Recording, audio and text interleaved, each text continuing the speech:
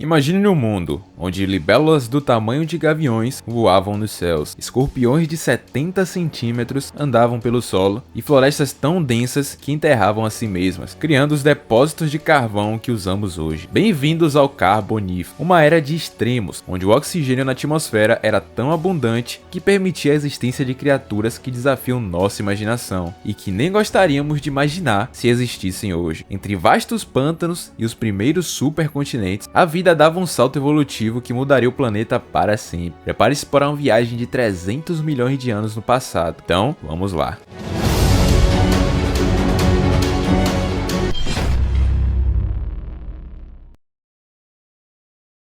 O Carbonífero foi um período de contradições extremas, onde a Terra funcionava como uma gigantesca biofábrica em funcionamento contínuo. As florestas primitivas, dominadas por árvores de até 30 metros de altura, como as Lepidodendron e a Sigillaria, que não se pareciam em nada com as florestas atuais, eram verdadeiras fábricas de biomassa, que operavam em um ciclo insano de crescimento e soterramento. O solo pantanoso e pobre em oxigênio impedia a completa decomposição da matéria orgânica morta, criando camadas sobre camadas de vegetação compactada sob o peso de milhões de anos se transformariam nas vastas reservas de carvão que hoje alimentam nossas indústrias. Esse processo de fossilização em massa foi tão intenso que estima-se que cada metro de carvão extraído hoje representa cerca de 10 mil anos de acumulação vegetal no Carbonífero. A atmosfera desse período era outro espetáculo à parte, com os níveis de oxigênio atingindo picos de 35%, comparados aos 21% atuais. O ar do Carbonífero seria quase intoxicante para a gente. Essa superabundância de oxigênio tinha causas profundas. As florestas gigantes produziam oxigênio em ritmo acelerado, enquanto a quase ausência de fungos decompositores permitia que o carbono ficasse sequestrado na vegetação morta ao invés de ser liberado de volta à atmosfera. O resultado foi um efeito estufa reverso. Enquanto hoje nos preocupamos com o excesso de CO2, no Carbonífero o planeta enfrentou o oposto, com o oxigênio atingindo níveis que tornavam possível a existência de insetos e artrópodes de proporções inimagináveis hoje.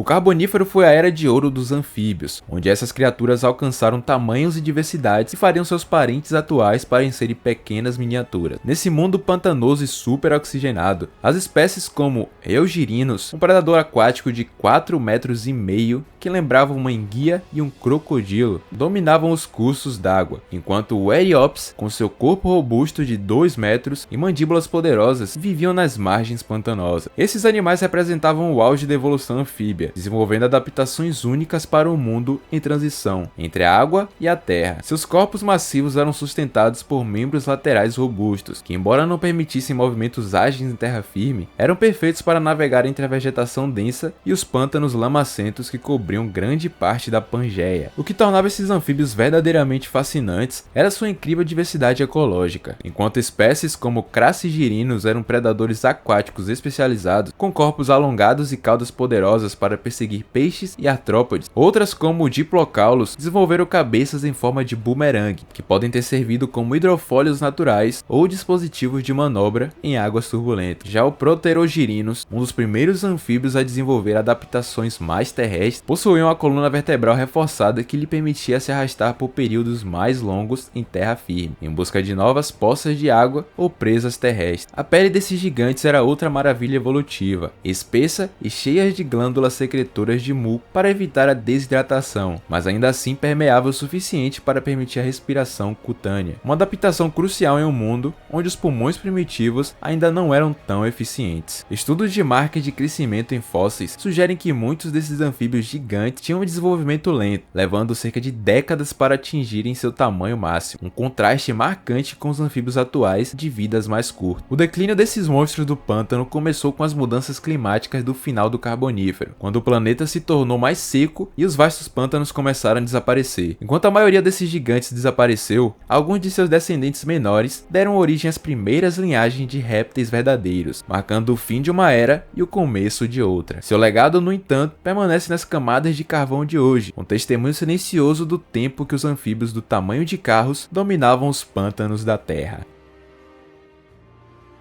O Carbonífero não foi só a era de ouro dos anfíbios, dos artrópodes também. Um período único da história onde insetos, aracnídeos e outros invertebrados alcançaram tamanhos que desafiam nossa imaginação. Nesse mundo super oxigenado, a seleção natural produziu criaturas como a Meganeura, uma libélula predadora com envergadura de asas de 70 centímetros, o equivalente a um gavião atual, que voava pelos céus das florestas de samambaias gigantes. No solo, a Artopleura, um parente das atuais centopeias, podiam atingir impressionantes 2,5 metros de comprimento e 50 centímetros de largura, tornando-se o maior artrópode terrestre de todos os tempos. Esses gigantes também compartilhavam seu domínio com o Pulmonoscorpion, um escorpião de 70 centímetros, cujo ferrão provavelmente continha veneno suficiente para derrubar presas do tamanho de um cachorro. A explicação para esse gigantismo está na extraordinária atmosfera do Carbonífero, com seus 35% de oxigênio, quase o dobro dos níveis atuais. Os sistemas respiratórios traqueais dos artrópodes, que, em animais atuais, limitam o tamanho corporal, podiam sustentar corpos muito maiores nesse ambiente hiperoxigenado. Além disso, a ausência de vertebrados terrestres de grande porte deixou um vazio ecológico que esses invertebrados preencheram com maestria. A Meganeura, por exemplo, era mestre dos ares, caçando outros insetos e pequenos anfíbios com voos ágeis e precisos, enquanto a Artopleura provavelmente se alimentava de vegetação em decomposição, usando suas poderosas mandíbulas para triturar matéria vegetal em grandes quantidades.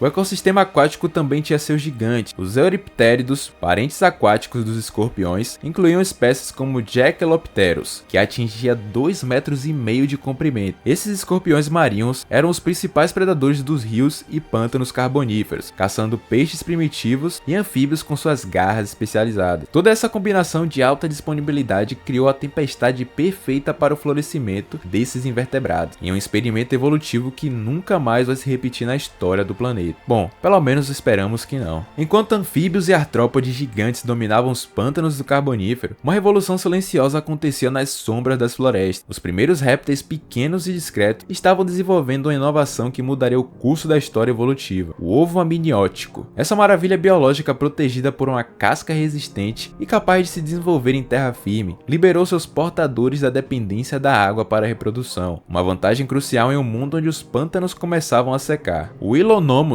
um lagarto primitivo do tamanho de um rato, encontrado nos fósseis da Nova Escócia, representa um dos exemplos mais antigos desse salto evolutivo. Com suas pernas laterais e corpo alongado, ele caçava pequenos insetos no solo da floresta, evitando os gigantescos predadores aquáticos que ainda dominavam a cadeia alimentar. Mas a verdadeira importância desses primeiros répteis só se revelaria milhões de anos depois. Entre eles, o Archaeopteryx, um animal aparentemente insignificante de 50 centímetros, guardava em seu DNA o futuro dos mamíferos. Como um dos primeiros sinapsídeos, ele possuía características cranianas que prenunciavam o desenvolvimento de cérebros mais complexos. Enquanto os dinossauros ainda nem existiam, esses pequenos répteis já estavam traçando o caminho evolutivo que, após 300 milhões de anos, resultaria no surgimento dos primeiros primatas e, eventualmente, no Homo sapiens.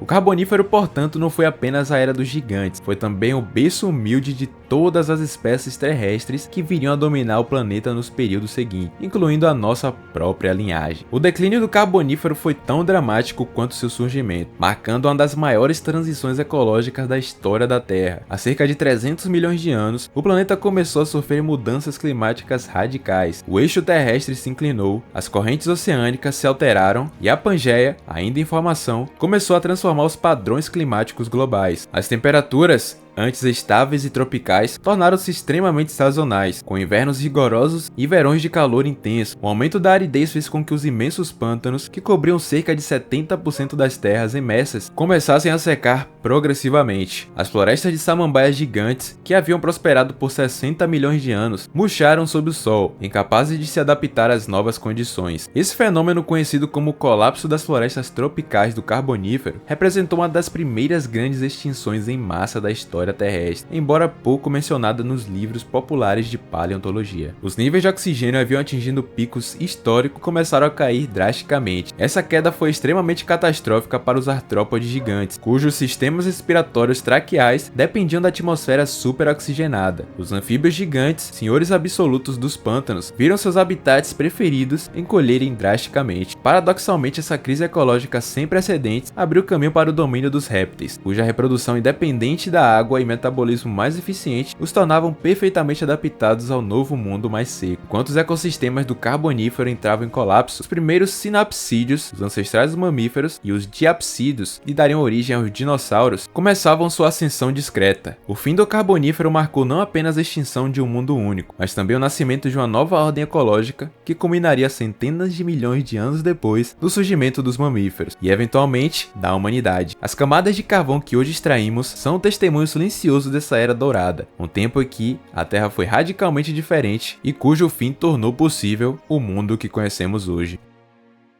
O Carbonífero foi um experimento da natureza, um planeta úmido, superoxigenado e repleto de criaturas aterrorizantes. Nele, as regras eram diferentes, e isso nos lembra que a vida sempre encontra um jeito de surpreender.